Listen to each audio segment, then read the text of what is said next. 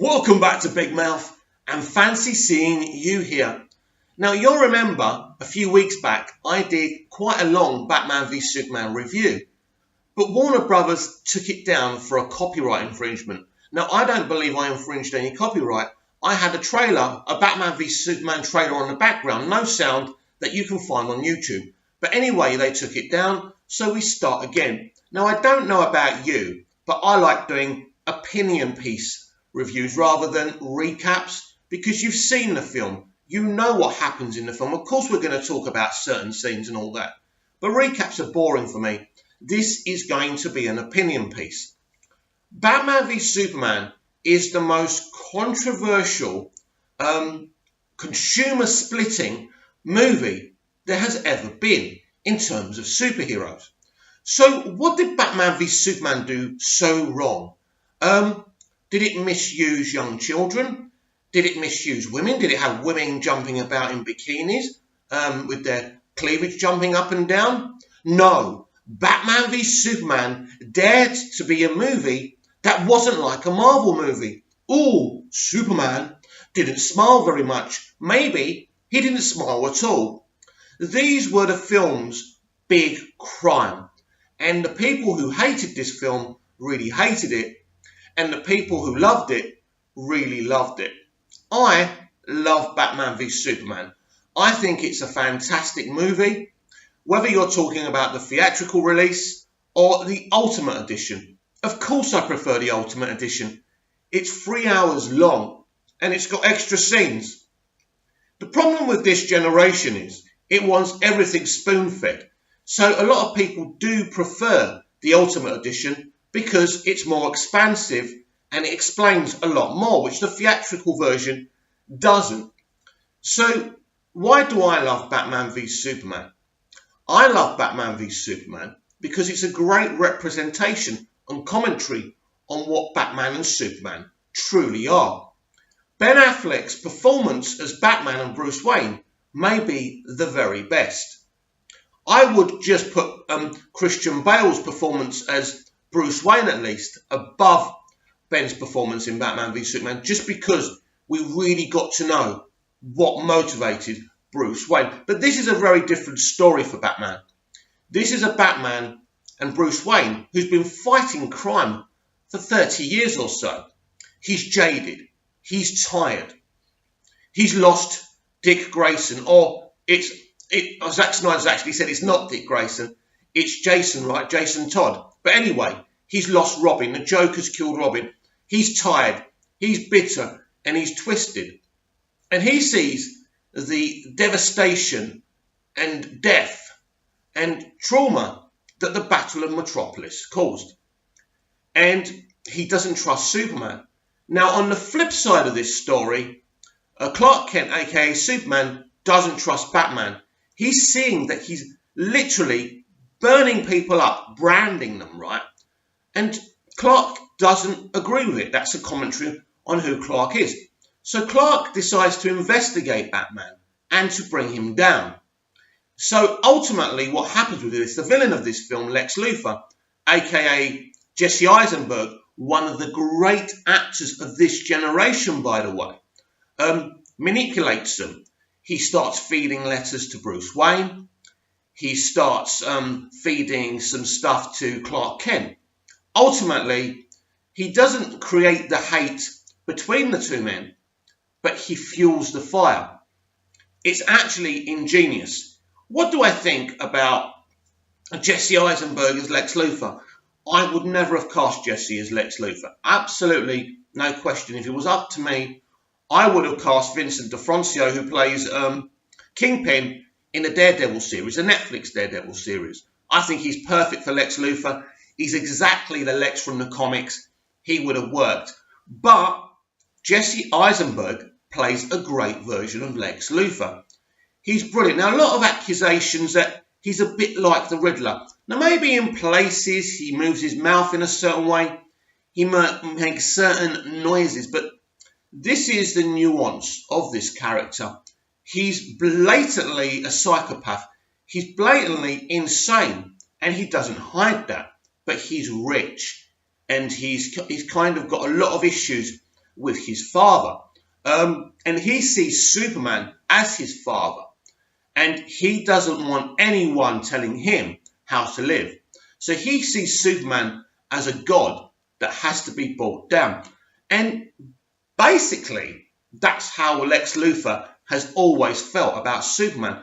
But there's actually a great line in Superman the movie from Lex Luthor. Actually, it's one of the best lines when he says, if a human being was going to get these abilities, why couldn't it be me? So there's a jealousy to Lex Luthor when it comes to Superman. We see it a lot in the TV show Smallville, where Lex Luthor is, he believes that he should be, and, anyone else, why other people got these powers. So I love Jesse Eisenberg as Lex Luthor in Batman v Superman. For me, it works. It's a very intellectual performance by Jesse Eisenberg. It's a fabulous performance. Just because you didn't like Jesse Eisenberg cast as Lex Luthor, just because you don't see Jesse as Lex, doesn't mean the writing for him and the performance wasn't any good. It was actually very good, and it had plenty of nuance. Now, in terms of Lois Lane in this film, especially in the Ultimate Edition, she isn't just this damsel in distress. By now, her and Clark have got a relationship. They basically even live together. Well, I think they live together anyway. So since Man of Steel, their relationship has gone on. And the whole conversation when she's having a bath after she's been to the Middle East and that whole battle and everything, she says to him, I don't know if we can be together with you being who you are. And Clark won't accept this. You're the woman I love. Why shouldn't I go and save you? In fact, Zack Snyder and Chris Terrio and David S. Goyer actually deal with something that's been within the Superman mythos since the word go. What does Superman do? Does he take the side of the people or Lois Lane when she's in trouble? And it's a big decision. He goes to save Lois Lane. That's the only reason. But it's the very reason that Lex is able to frame him for all those killings in the Middle Eastern country. And I can't even remember where it is. Or is it an African country? I think, sorry. But yeah, so that incident in that country is very good. And it's, again, very clever by Lex to use Clark's love for Lois to stitch him up. So basically, let's backtrack a bit. And let's talk about the opening two sequences. So you've got the kind of way they deal with Bruce Wayne's Batman origins.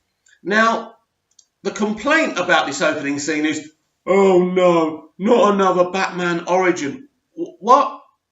Why? Why have you got a problem with seeing how Bruce Wayne becomes Batman? And it's, Zack Snyder, Chris Terrio and David S. Goyer found a fabulous, quick and effective way of showing it. The music's brilliant. The way it's done is brilliant. The way it's shot. It absolutely displays what happens, why it happens, and it's fabulously compelling and emotional. So really, I don't understand what people's issues are with this scene. So then we go to Metropolis and it says, what does it say? Something about the Superman reveals himself to the world, or something like that anyway. So you see the Battle of Metropolis, but you don't see it again like you did in Man of Steel. You get it from Bruce Wayne's point of view. Again, this is genius by the writers and the director. It's very emotional to see Bruce Wayne's first perspective of Superman. But in terms of Bruce Wayne's point of view, it isn't a good one. And this really starts to stoke up the fire. I remember when he's embracing the young girl, right, that he saved. And he's looking to the sky with disdain for Superman. And I remember every time I watch this film and I see him looking up, I have the same look on my face as Bruce. And you won't find a bigger Superman fan than me. So you do start to see the point of view of Bruce Wayne. If you saw this alien fighting with another alien and all this catastrophe was going on, you wouldn't be his biggest fan either. So already they are stoking the fire for this hatred between these two characters. You see, one of the complaints is that Batman v Superman don't fight very much in this film. You get the build up to the fight, you get a 9-minute fight. Personally, I think 9 minutes for a fight is quite a long time in a film. I mean, what they could have done, they could have had them fighting 3 times within the movie. It could have been split. But at the end of the day, this is not just about Batman v Superman. This is not a WrestleMania or boxing match, right? This is not about a build-up to 2 people fighting. This is the nuance of what happens between these 2 characters when they first discover they exist. And as you go on, the divide between these 2 characters gets bigger and bigger. The chasm between them gets larger. So as we go on into this movie, we get one of the most controversial sequences in a CBM, in a superhero movie. So basically, Batman beats Superman. Yes, Batman beats Superman, and he's about to kill him. And Superman goes, "You're letting him kill Martha." So now, Bruce Wayne's mother was also called Martha. So I want to explain to you my point of view of this scene, because I do find it a very compelling and emotional moment. So to Bruce Wayne, aka Batman, he's thinking, why is this guy saying this? My mother's already dead. Is she alive? Does he know something I don't? At this moment, Bruce is confused. It isn't just the fact that their mothers have the same name. Of course, that's a big fact here. But the other factor is that Bruce is hearing this guy saying his mother's name, saying, "You're letting them kill Martha." What is he saying? You know, at this moment, Bruce is just confused and even more erratic than he has been through this whole film. So then Lois Lane comes in and says that's his mother's name. So all of a sudden, like many people have explained to some of you idiots who, troll this moment, he sees a man, not an alien, a man with a mother, right? It ain't about the names. It's about Clark's mother. And this stops the feud between them instantaneously. Now, I think at this moment, Bruce does see Superman as his comrade and his friend. He realizes he's been wrong. And he looks at him and he goes, "Martha won't die tonight." That's very emotional to me. Now, if you don't like Batman v Superman, if you think the Martha moment is stupid, I don't want to change your mind. I don't care if you hate the film. I don't care if you hate the moment. You can keep on, slaughtering this moment for the rest of your lives. If you don't have the intellect to understand what's going on here, or the emotional intelligence to understand what's going on in this Martha scene, I actually feel sorry for you. I don't feel sorry for me. I don't feel sorry for the fact that this film's controversial. I don't feel sad that this film didn't make over $1 billion at the global box office. I love this film. I love this whole franchise. For me, it works. And for that moment, that's the big moment that sends Batman and Superman into battle and finally take the terror back to Lex Luthor. So we had this whole controversy, another controversy, with Doomsday being revealed in one of the trailers. Now, when I saw Doomsday in the trailers, I was excited because then I was talking to my mates about, oh my God, is this going to be the death of Superman? I was even more excited for this film than I was before. And I was already excited, seeing all the trailers, seeing how amazing Zack's directing was. I just wanted to see this film. It looked amazing. Batman v Superman in the same film, in live action, for the very first time. And for me, look, you could have done a Marvel-type team-up where it's full of jokes, a little bit of angst, and nothing much happens in the film. But what's the biggest joke about all the hate that mostly MCU fans give Batman v Superman? That the film that came out a little bit after Batman v Superman, Captain America, Civil War, is exactly the same film as Batman v Superman. It goes along the same bloody narrative where Tony Stark and Captain America are at an impasse. They don't agree with what's going on. And ultimately, when they actually fall out over Bucky and they have a fight themselves that actually doesn't end well and ends with them, not being involved with each other anymore, and Captain America being on the run from S.H.I.E.L.D. or whoever, or whatever the organizer, because I don't think it's even S.H.I.E.L.D. anymore, is it, by that point? But the point being that Captain America Civil War is exactly the same film as Batman v Superman. And what's even funnier is Batman v Superman does it better. Captain America actually writes, after the fighting, right, after they fought, writes him a type of love letter. Yeah, I know we fought, but blah, blah, blah. If you ever need me, all you have to do is let me know. It was like, well, they've just fought and you're sending him a love letter. It totally dilutes everything that's just happened. But we're not here to talk about Civil War. We'll do the whole video, maybe today, maybe in the future, about Captain America Civil War being exactly the same film as Batman v Superman.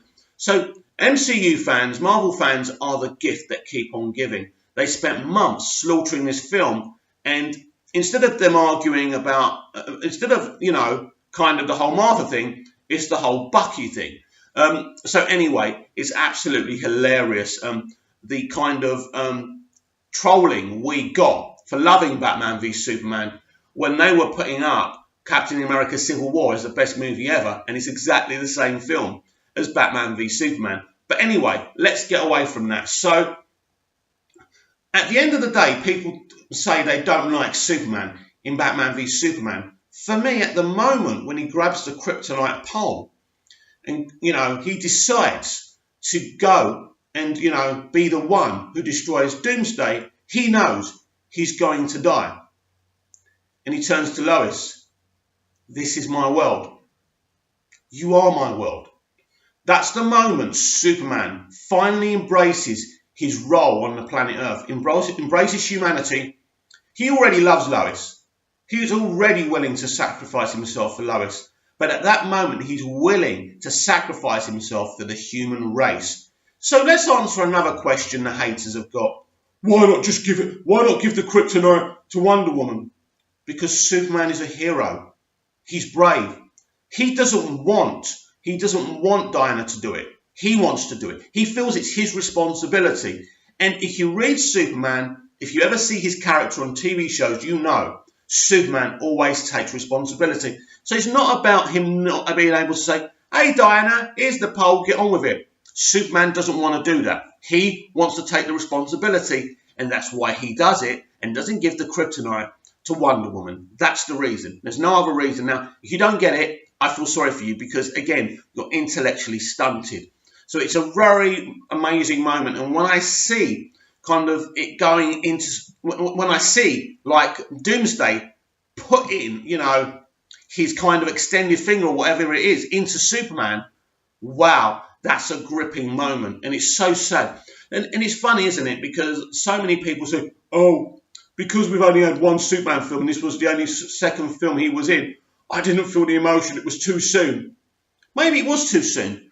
Maybe Batman v Superman was too soon, but I still felt the emotion because he is everything that Superman should be. Now, I saw on Twitter last night someone saying a Superman film shouldn't be about the emotional nuance of Superman. It should just be about him saving people. It shouldn't be about him needing to be saved or whatever nonsense they were talking about.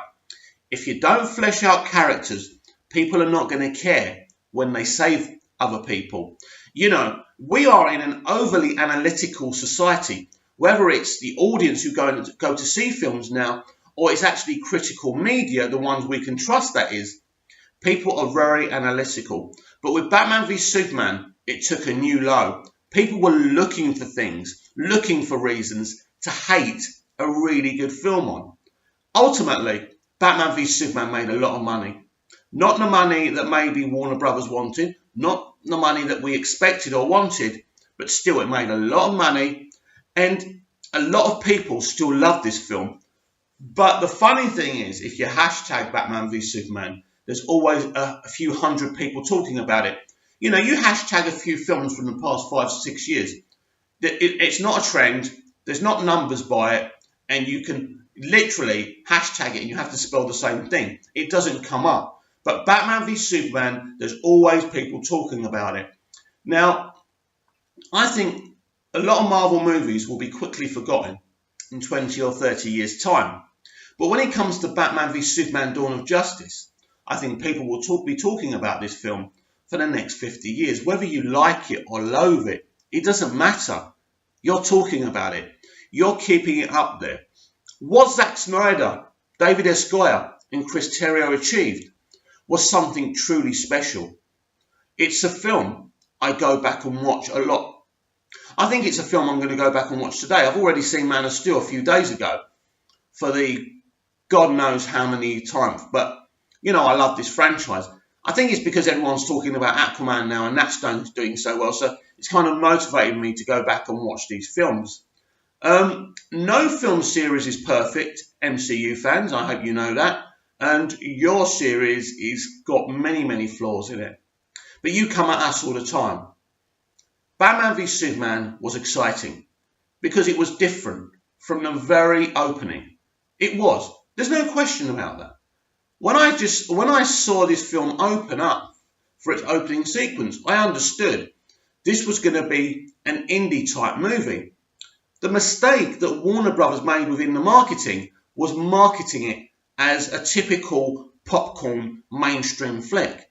What they should have done did what Fox did with Logan and be honest with the consumer about what this film was going to be. Logan and Batman v Superman have got a very similar similarities. The one main similarity is tone. Logan and Batman v Superman have the same tone, but Fox were very honest with Logan's tone, and it actually brought butts on seats. It interested the consumer even more. So if Warner Brothers were more honest about what Batman v Superman was, then that film would have made a lot more money, and the controversy and the criticism would have been a lot less. And I think this is the key factor here. It's not that Batman v Superman is a bad film.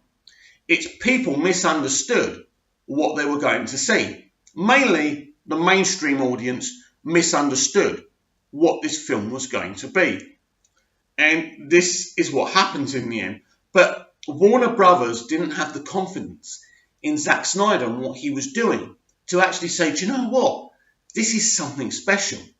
They should have allowed him to release that. If they were a brave studio, and by the way, Warner Brothers can be a brave studio, but they were feeling the pressure. They needed to compete with Disney. They were the main competitors towards Disney, and they wanted to kind of, you know, do this DC franchise and really compete with them on a financial level. And they didn't have the confidence just to release a 3-hour film and be honest in the marketing about what this 3-hour film was going to be. If they released the Ultimate Edition from the very beginning, the controversy wouldn't have been there. If they marketed it in the right way, the controversy wouldn't have been there. People would have known what they were going to see. And they were either going to see it or they wasn't going to go and see it. It's as simple as that. Because Batman v Superman is an excellent film. It's a very rare commodity in a day and age of films that you forget about 10 minutes after you've been to the cinema. But Man of Steel and Batman v Superman are films you will never forget, whether you like them or hate them. There are some amazing moments in Batman v Superman. If you hate it, go and rewatch it. And, you know, let go of your hate for 2.5 hours to 3 hours. See what the film truly was all about. Now the dust has settled. What is my favourite moment from Batman v Superman? Well, we can't do a review of Batman v Superman Dawn of Justice without another controversial moment. The nightmare sequence. This is the best sequence, one of the best sequences you'll ever see in a superhero movie, in a CBM. You have never seen a sequence as amazing as this in an MCU movie. It's up there, as far as I'm concerned, with the No Man's Land sequence in Wonder Woman. It's amazing, but people hate it because apparently it makes no sense. You know that kind of connectivity people say that the DCEU doesn't have? Well, this moment was a very important moment for the future of the DCU. It's something that was going to be dealt with in Zack Snyder's Justice League. This is one of the reasons I'm desperate to see the Snyder Cut, because that nightmare sequence was very important. But unfortunately, when Warner Brothers decided to get rid of Zack Snyder and replace him with Joss Whedon, that fell by the wayside. And I'm not saying that Warner Brothers shouldn't have did what they did, but they were under so much pressure under this film that after this film, Batman v Superman, they didn't know where to turn. And that's a sadness, because that nightmare sequence would have paid dividends in Justice League. Now, most of you knew, obviously, that nightmare sequence had something to do with future DCEU films. So this whole thing, it doesn't make sense, is irrelevant. You should have been sitting back, taking notice of that sequence and enjoying that. That is total, oh my God, it is just an amazing sequence. I love it. As soon as that moment happens, I'm like, oh my God, it's the nightmare sequence. Oh, you know what? That's what I'm like. I love it.